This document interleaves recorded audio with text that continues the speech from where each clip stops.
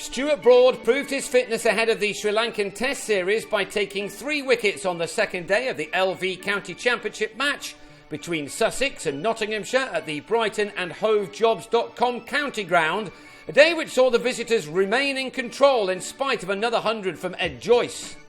That was in spite of them losing the last 5 wickets of their first innings rather quickly. Chris Reed nicked off to Steve McGoffin in the morning's first over without adding to his overnight score of 61. Broad fell in McGoffin's next over.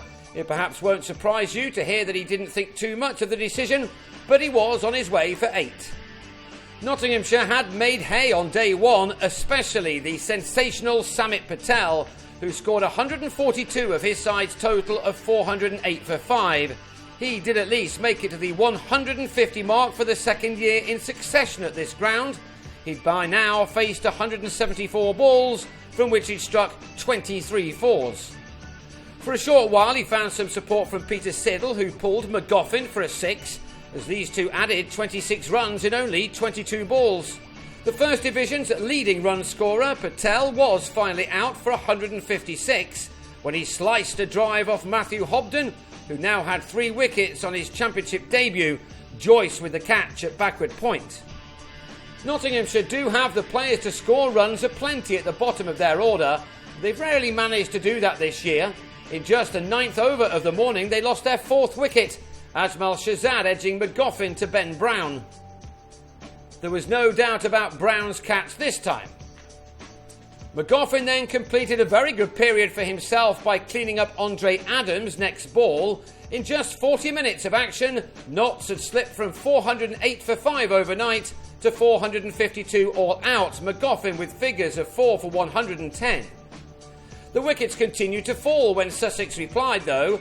Broad had gone wicketless from 16 overs in the draw with Durham last week, but here he needed only 16 balls to remove Luke Wells, who pulled a short delivery to Phil Jakes, who'd earlier agreed to stay with the county until the end of the month.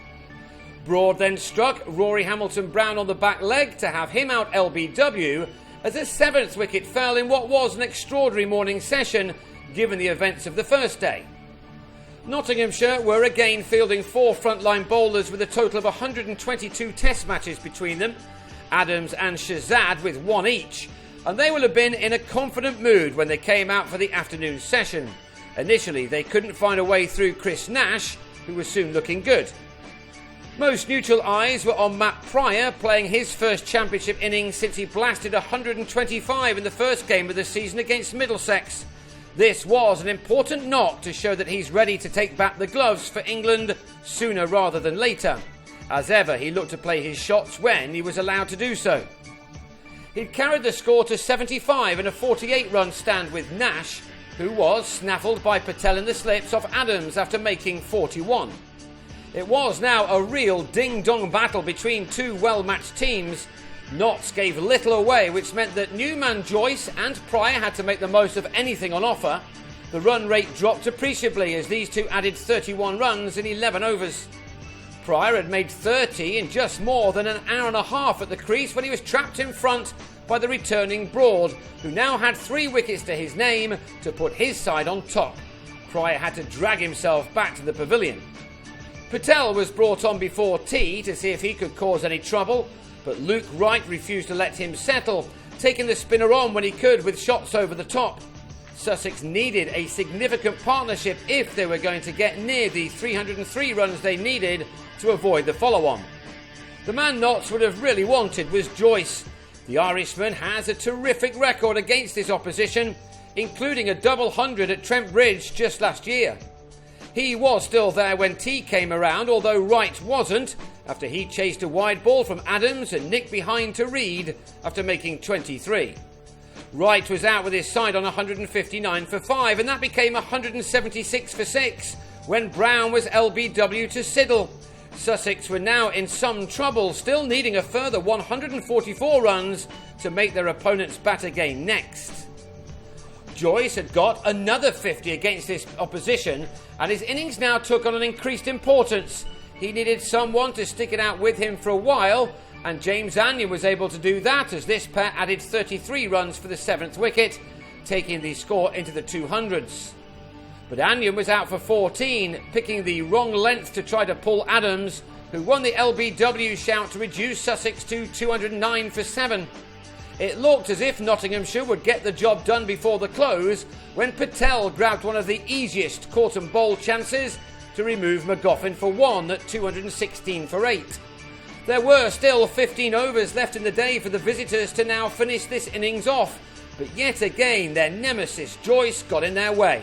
As well as that double ton at Trent Bridge last year, the Irishman also hit his previous best score for his county against this opposition, making 183 in Horsham 5 years ago. He now took over the scoring here in partnership with John Lewis, who played his role very well too. Joyce, as ever, when he's in this kind of form, played his shots with such ease. Lewis survived for 52 minutes before stumps were drawn, striking a couple of boundaries in his 14 runs. He's a man who normally likes to have a bit of a thrash. Just before the close, Joyce had done it again against these opponents, pulling Shazad for his 11th 4 to take him to his 3rd championship ton of the summer off 186 balls. He'd also moved past 500 championship runs this season, made in only 7 innings. His average remains in 3 figures for the summer so far. He still has a job to do to avoid being asked to bat again next in this match. Joyce and Lewis added 54 runs for the 9th wicket, which means that Sussex will start the 3rd day on 270 for 8. 33 more runs now needed for the follow-on avoidance. They are currently 182 runs behind.